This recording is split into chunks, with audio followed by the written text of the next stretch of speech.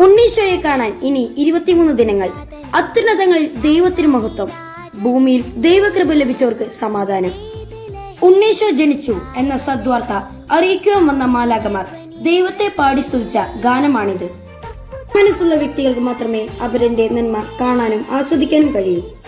ഇവന്റെ നല്ല മനസ്സുവഴി അപരന് സമാധാനം കൈവരുന്നു.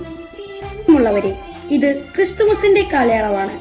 അസമാധാനമാണ് നാം വിതയ്ക്കുന്നതെങ്കിൽ നമ്മുടെ ദേശത്തെയും സമൂഹത്തെയും സഹോദരങ്ങളെയും ഒക്കെ നാം നശിപ്പിക്കുകയാണ് ചെയ്യുന്നത്.